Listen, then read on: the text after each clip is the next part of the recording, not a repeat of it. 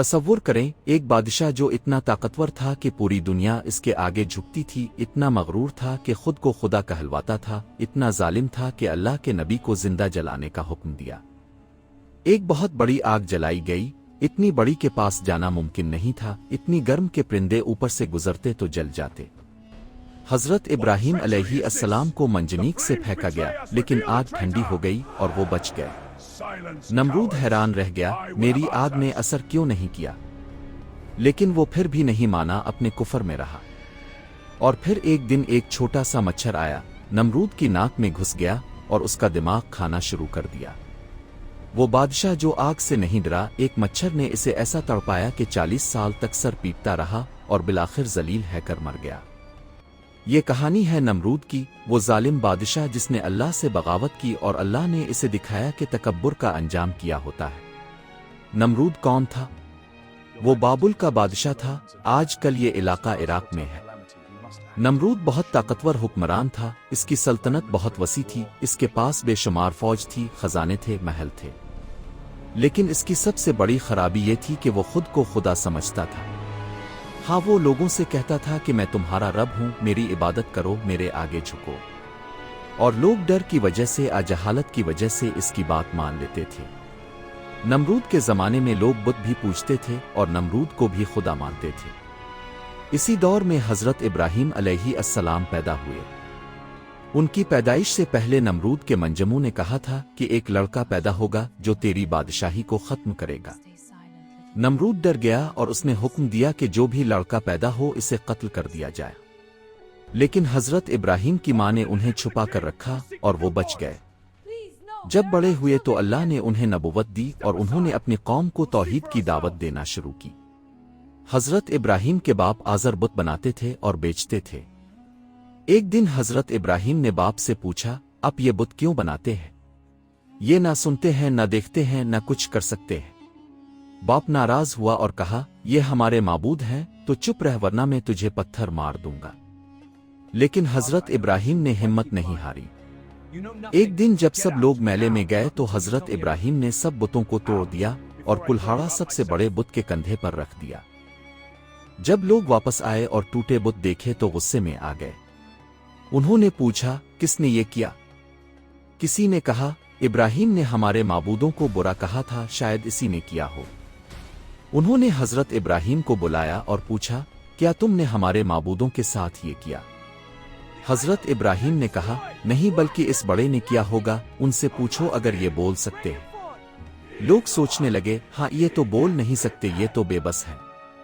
लेकिन फिर जिद में आकर कहा, तुम्हें मालूम है ये बोल नहीं सकते। हज़रत इब्राहीम ने कहा, तो फिर तुम अल्लाह को छोड़कर उन चीज़ों की इबादत क्यों करते हो जो ना तुम्हें फ़ायदा दे सकती ना नुकसान? अफसोस है तुम पर और उन चीज़ों पर जिन्हें तुम अल्लाह के सिवा पूजते हो। क्या तुम अक्ल नहीं रखते? ये बात लोगों को बहुत बुरी लगी। उन्होंने फैसला किया कि इब्राहीम को सज़ा देनी चाहिए। उन्होंने कहा, अगर तुम कुछ करना चाहते हो तो अपने माबूदों की मदद करो, इसे जला दो। ये मामला नमरूद तक पहुंचा।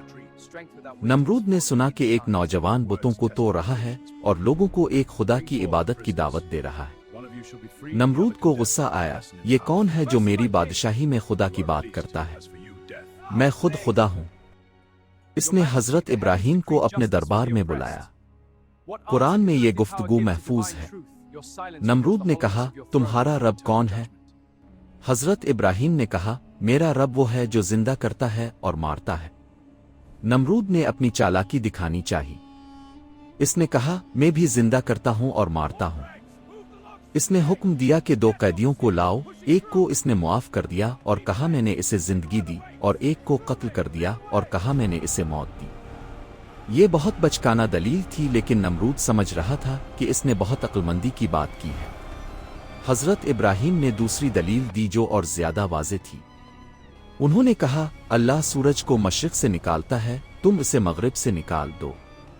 नमरूद खामोश हो गया, इसके पास कोई जवाब नहीं था। कुरान ने कहा, तो वो काफिर हैरान रह गया, लेकिन नमरूद ने अपनी गलती नहीं मानी। इसने फैसला किया कि इब्राहीम को आग में जलाया जाए ताकि लोगों को सबक मिले कि जो मेरे खिलाफ बोले इसका ये अंजाम है। नमरूद ने बहुत बड़े पैमाने पर तैयारी शुरू की।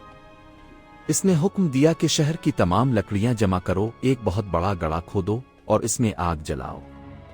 لوگوں نے مہینوں محنت کی، لکڑیاں جمع کی، ایک بہت بڑا میدان بنایا اور پھر آگ لگائی۔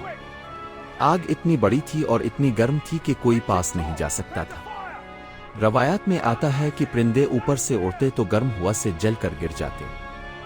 ہفتوں تک آگ جلتی رہی تاکہ اور زیادہ تیز ہو جائے۔ پھر حضرت ابراہیم کو لانے کا وقت آیا، لیکن اب مسئلہ یہ تھا کہ انہیں آگ میں کیسے ڈالا جائے، کوئی پاس نہیں جا سکتا تھا۔ تو انہوں نے ایک منجنیق بنائی، ایک بہت بڑی غلیل جو بھاری چیزوں کو دور تک پھینک سکتی تھی۔ حضرت ابراہیم کو باندھا گیا اور منجنیق میں رکھا گیا۔ پوری قوم دیکھنے کے لیے جمع تھی، ہزاروں لوگ سب دیکھنا چاہتے تھے کہ کیا ہوتا ہے۔ حضرت ابراہیم کو جب منجنیق میں بٹھایا گیا تو وہ بالکل پرسکون تھے، نہ خوف نہ گھبراہٹ۔ انہیں اللہ پر مکمل بھروسہ تھا۔ روایات میں آتا ہے کہ جب منجنیق چلائی گئی اور حضرت ابراہیم ہوا میں اڑ رہے تھے تو جبریل علیہ السلام آئے اور پوچھا، کیا کوئی ضرورت ہے؟ حضرت ابراہیم نے کہا، اب سے نہیں، میری ضرورت صرف اللہ جانتا ہے۔ اور حضرت ابراہیم نے دعا کی، حسبنا اللہ و نعم الوکیل، اللہ ہمارے لیے کافی ہے اور وہ بہترین کارساز ہے۔ جیسے ہی حضرت ابراہیم آگ کی طرف گئے، اللہ نے حکم دیا، اے آگ، ابراہیم کے لیے ٹھنڈی اور سلامتی والی ہو جا۔ اور ایک معجزہ ہوا، آگ ابھی بھی جل رہی تھی، شعلے ابھی بھی اونچے تھے، لیکن جہاں حضرت ابراہیم تھے وہاں آگ ٹھنڈی ہو گئی۔ آگ نے اپنا اصل کام چھوڑ دیا کیونکہ اللہ کا حکم آ گیا تھا۔ حضرت ابراہیم آگ میں بیٹھے رہے، آرام سے، محفوظ، جیسے کوئی باغ میں بیٹھا ہو۔ باہر لوگ انتظار کر رہے تھے، سب سوچ رہے تھے کہ ابراہیم جل گئے ہوں گے۔ لیکن جب آگ ٹھنڈی ہوئی اور دیکھا گیا تو حضرت ابراہیم زندہ تھے، صحیح سلامت تھے، ان کے کپڑوں کو بھی آگ نے نہیں چھوا تھا۔ لوگ حیران رہ گئے، یہ کیسے ممکن ہے؟ اتنی بڑی آگ اور یہ بچ گئے؟ کچھ لوگ ایمان لے آئے، انہوں نے سمجھا کہ واقعی ابراہیم کا خدا سچا ہے۔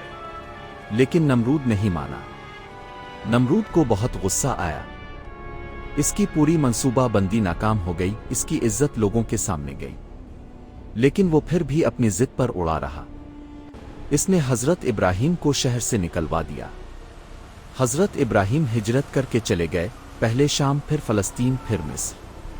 اللہ نے انہیں محفوظ رکھا اور انہیں بہت کچھ عطا کیا۔ نمرود اپنی بادشاہی میں رہا، اب بھی مغرور، اب بھی ظالم، اب بھی خود کو خدا سمجھتا تھا۔ لیکن اللہ نے فیصلہ کیا کہ اب اسے سبق سکھانا ہے۔ ایک دن نمرود شکار کے لیے نکلا۔ اچانک آسمان میں بادل چھا گئے اور ایک عجیب سی آواز آئی۔ پھر مچھروں کا ایک بہت بڑا جھنڈ آیا، لاکھوں مچھر ہر طرف۔ یہ مچھر لوگوں پر حملہ کرنے لگے، کاٹنے لگے۔ لوگ بھاگے لیکن مچھر پیچھا کرتے رہے۔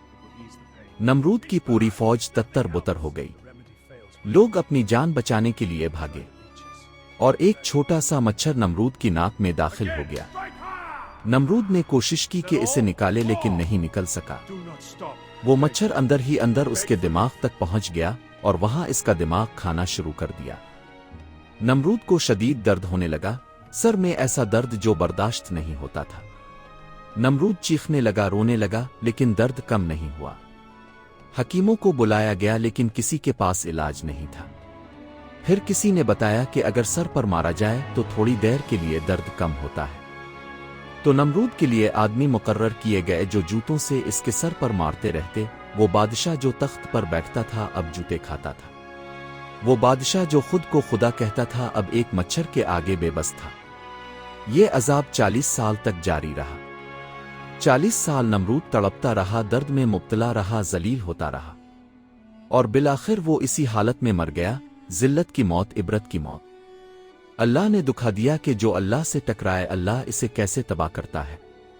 آگ سے بچا لیا لیکن مچھر سے مار دیا، کیونکہ اللہ کے لیے ہر چیز آسان ہے۔ نمرود کی کہانی سے ہمیں بہت سے سبق ملتے ہیں۔ پہلا سبق، تکبر تباہی کی جڑ ہے۔ نمرود اپنے آپ کو خدا سمجھتا تھا اور یہی اس کی موت بنا۔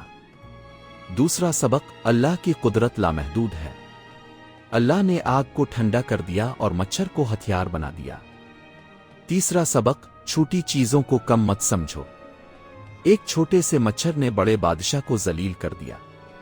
चौथा सबक, अल्लाह पर भरोसा करो। हजरत इब्राहीम ने भरोसा किया और अल्लाह ने बचा लिया।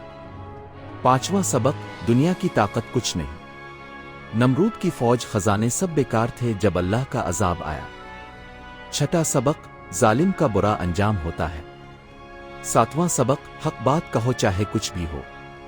आठवां सबक, अल्लाह के नबी की हिफाजत अल्लाह करता है। नवां सबक, मुजिज़े अल्लाह की कुदरत की निशानी है। 10वां सबक, तौबा का मौका ज़ाय न करो। नमरूद की कहानी आज भी हर इस शख्स के लिए सबक है जो तकब्बुर करता है, जो अल्लाह को भूल जाता है, जो अपनी ताकत पर उतरा जाता है। अल्लाह हमें आजिज़ी अता फरमाए और तकब्बुर से बचाए। आमीन।